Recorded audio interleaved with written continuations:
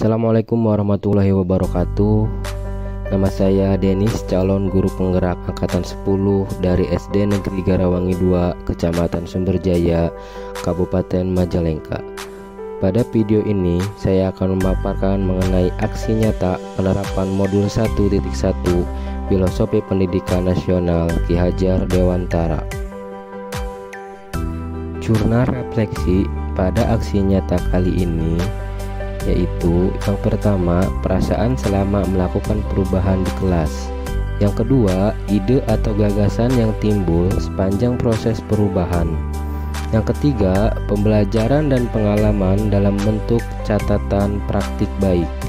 Yang keempat, seluruh rangkaian pelaksanaan aksi nyata. Yang kelima, testimoni dari rekan guru dan peserta didik yang terlibat dalam proses perubahan yang dilakukan di sekolah. Filosofi pendidikan menurut Ki Hajar Dewantara menyadarkan diri saya betapa pentingnya memberikan pendidikan yang menuntun dibandingkan pendidikan yang hanya sekedar mengajar saja. Selain itu, pendidikan harus memberikan teladan dan menanamkan nilai-nilai budi pekerti yang baik kepada peserta didik. Perasaan saya setelah mengikuti pendidikan guru penggerak pada modul 1.1. Yang pertama, saya merasa senang dapat belajar dan memahami filosofis pendidikan Ki Hajar Dewantara. Yang kedua, saya merasa termotivasi untuk merubah pembelajaran yang sebelumnya saya lakukan berpusat pada guru menjadi berpusat pada murid, sehingga pembelajaran yang tadinya monoton menjadi lebih aktif, kreatif, dan menyenangkan. Yang ketiga, saya merasa bersemangat untuk menemukan ide-ide baru dan mengimplementasikannya dalam pembelajaran yang menuntun peserta didik. Ide atau gagasan yang timbul ketika proses perubahan.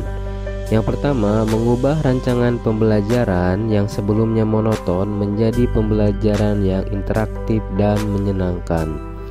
Yang kedua, mengubah metode pembelajaran yang sebelumnya berpusat pada guru menjadi berpusat pada peserta didik. Yang ketiga, menerapkan pembelajaran sesuai kodrat alam dan kodrat zaman. Yang keempat, menerapkan nilai-nilai budi pekerti.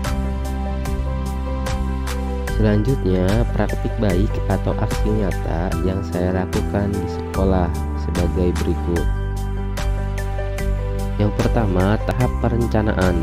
Dalam tahap perencanaan ini, saya melakukan diskusi dan kolaborasi dengan kepala sekolah dan teman sejawat dalam merancang dan merencanakan pembelajaran yang interaktif dan menyenangkan untuk saya aplikasikan di kelas. Pada tahap pelaksanaan, sebelum peserta didik memasuki ruangan kelas, saya menerapkan pembiasaan-pembiasaan baik dengan menerapkan budi pekerti. Hal ini bertujuan agar peserta didik memiliki budi pekerti yang luhur dan mampu diaplikasikan dalam kehidupan sehari-hari. Pada tahapan selanjutnya, peserta didik juga ditekankan untuk melakukan pembiasaan baik, yaitu berdoa sebelum melaksanakan proses pembelajaran.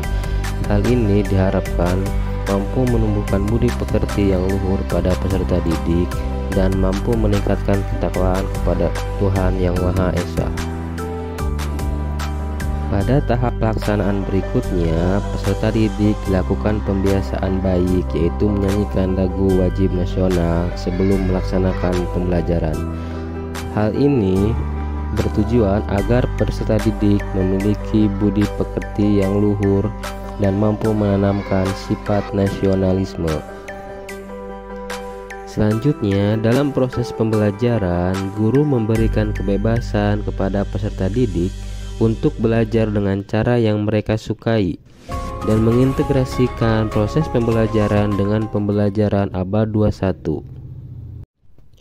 Selanjutnya, dalam proses pembelajaran, saya menerapkan proses pembelajaran yang berpusat pada peserta didik dengan menerapkan nilai-nilai kolaboratif, aktif, kreatif, dan berani.